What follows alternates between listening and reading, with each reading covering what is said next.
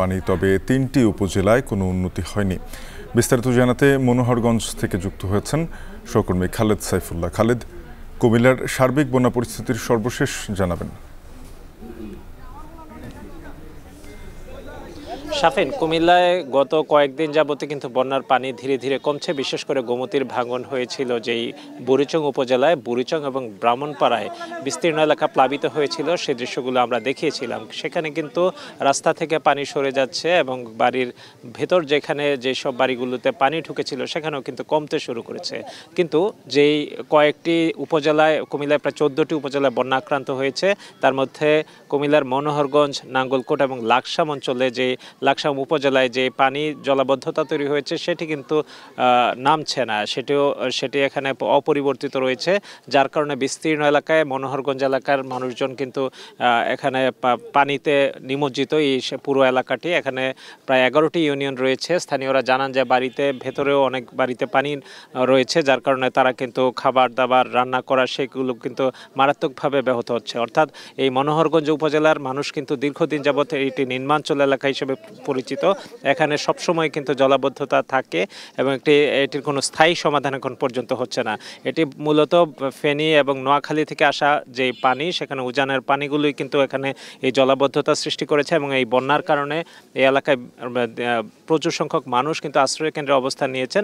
কুমিল্লা এখন পর্যন্ত প্রায় ৭৬,০০০ মানুষ আশ্রয় কেন্দ্রে অবস্থান নিয়েছেন এবং ১১৮টি উপজেলা, 18টি ইউনিয়ন কিন্তু বন্যায় প্লাবিত হয়েছে। আমি যে জায়গাটিতে আছি এটি মনোহরগঞ্জ উপজেলার নয়নপুর গ্রাম। এখানে আমরা একটি শিক্ষা প্রতিষ্ঠানকে দেখছি যে পানিতে কিন্তু পানি উঠেছে। সেখানে এরকমভাবে এই উপজেলার বেশ সবগুলো শিক্ষা প্রতিষ্ঠানে কিন্তু এভাবে জলাবদ্ধ, যার কারণে শিক্ষা প্রতিষ্ঠানে লেখাপড়া যেমন শিক্ষার কার্যক্রম যেমন ব্যাহত হচ্ছে, বাজারঘাটে পানি ওঠার কারণে সেখানেও কিন্তু স্বাভাবিক জীবনযাত্রা এখানে ব্যাহত হচ্ছে। এখানকার মানুষজন আমাদেরকে জানিয়েছেন যে ত্রাণ পর্যাপ্ত আসছে না এবং যে ত্রাণ আসছে, যেই খাদ্য তাদের কাছে আসছে সেগুলো খুবই সীমিত। এবং আসলে কুমিল্লায় বলেছিলাম যে 118টি ইউনিয়ন বন্যার আক্রান্ত হওয়ার কারণে কিন্তু সকল মানুষ সমভাবে কিন্তু ত্রাণ পাচ্ছে না এবং খাদ্যের বেশ অভাব রয়েছে, যার কারণে কিন্তু মানুষজন আসলে এই অভিযোগ করছেন যে ত্রাণের সমন্বয় হচ্ছে না। ভিতরের এলাকাগুলোতে মানুষজন সঠিকভাবে খাদ্য এবং খাবার পানিও পাচ্ছেন না এবং এই এলাকাগুলোতে খাবার পানির বেশ সংকট রয়েছে তারা বলছেন, এবং শিশু খাদ্যেরও সংকট রয়েছে। বিস্তীর্ণ এলাকায় গোখাদ্যের মজুদ নষ্ট হয়েছে, যার কারণে গোখাদ্য এবং হাঁস মুরগি সেগুলোর খাবারও কিন্তু তারা দিতে পারছেন না বলে আমাদেরকে জানিয়েছেন।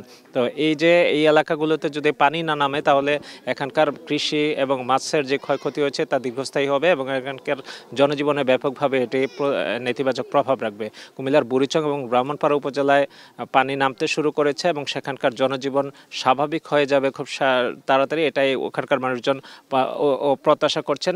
এছাড়াও কিন্তু লাকসাম, মনোহরগঞ্জ এবং নাঙ্গলকোট এই এলাকাগুলোতে যে উজানের পানি আসছে সেগুলো স্থায়ী হওয়ার কারণে এখানকার মানুষের জীবনযাত্রায় সেটি প্রভাব ফেলছে। শাফিন। খালেদ সাইফুল্লাহ যুক্ত হচ্ছিলেন কুমিল্লা থেকে, জানাচ্ছিলেন সেখানকার বন্যা পরিস্থিতির সবশেষ। এদিকে ফারাক্কার